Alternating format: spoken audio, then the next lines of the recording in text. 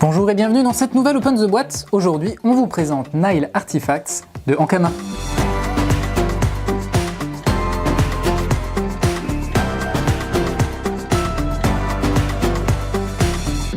Nile Artifacts, c'est un jeu de Matthew Dunstan et Brett Gilbert, illustré par Yosu Palacios Azenro. C'est un jeu qui vous plonge dans l'Égypte ancienne pour des parties de 20 minutes pour 2 à 4 joueurs, avec des joueurs à partir de 8 ans.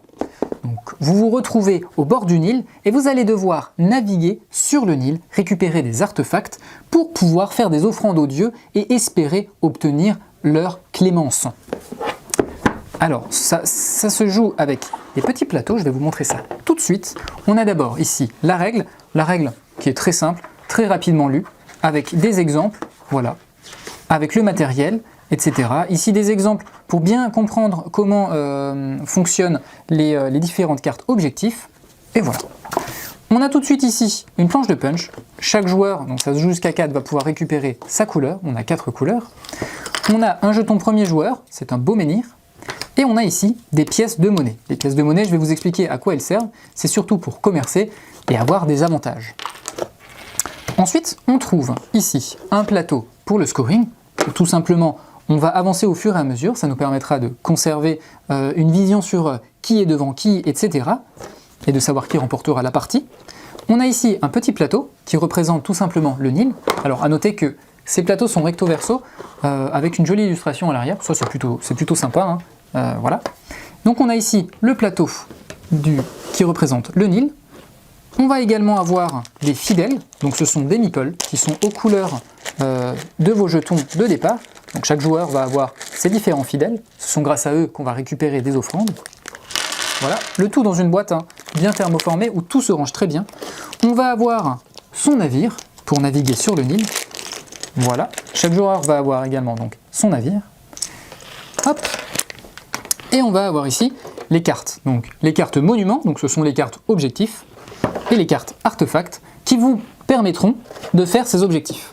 Comment ça va se passer? Bien, c'est très simple. Au début de la partie, vous allez démarrer dans un port et vous allez révéler des cartes artefacts. Ces cartes artefacts, on va en révéler un certain nombre à chaque manche et on va les disposer sur le plateau de jeu. Donc ici, par exemple, on voit qu'il faut le disposer dans la partie bleue, dans la première case. Donc on va le disposer ici. On va en disposer plusieurs, donc ça reprend la thématique du Nil avec différents éléments, et c'est très joli, les illustrations sont plutôt sympas.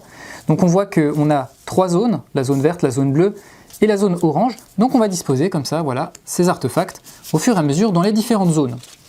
Au-dessus du Nil, on va avoir ici les cartes objectifs. Les cartes objectifs, donc ce sont des monuments, ceux-ci vont également être révélés, on va en révéler 5, voilà, et ce sont ces cartes-là, ces objectifs-là qu'il va falloir essayer d'accomplir pour gagner des points de victoire. On voit les points ici que vous obtiendrez. Donc là, on a 2 points de victoire, mais au fur et à mesure, on va également avoir différents paliers. C'est-à-dire que la personne qui arrivera au dernier palier remportera plus de points de victoire que celle qui s'arrêtera au second palier.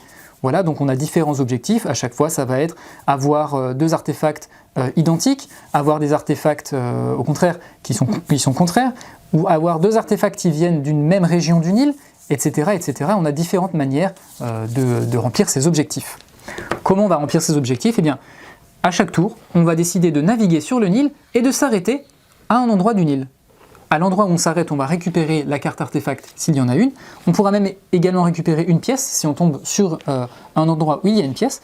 On va cumuler ces artefacts. Donc par exemple ici, j'ai 2 têtes de loup et je vais pouvoir les mettre devant moi.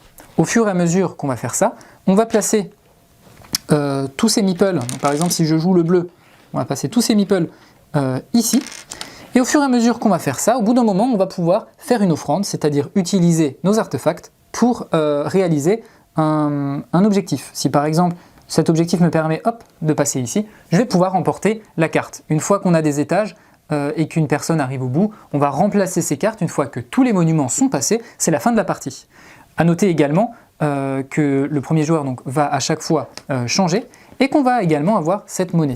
Cette monnaie, elle est importante puisqu'elle nous permettra d'apporter de la tactique au jeu, puisqu'elle nous permettra pour 3 pièces de faire demi-tour, donc de récupérer des artefacts sur lesquels on serait peut-être passé, ou de piocher la première carte du paquet de cartes artefacts, qui sait, pourra peut-être nous aider à accomplir un objectif supplémentaire. Une fois que tous les monuments sont passés, c'est la fin de la partie. Chaque joueur compte son nombre de points de victoire, qui est mentionné de toute façon ici sur le plateau. Celui qui en a le plus remporte la partie tout simplement. Voilà, et bien je crois qu'on a tout dit sur Nile Artifacts. Et bien sur ce, on fait des bisous, on vous dit à la prochaine, et construisez une pyramide.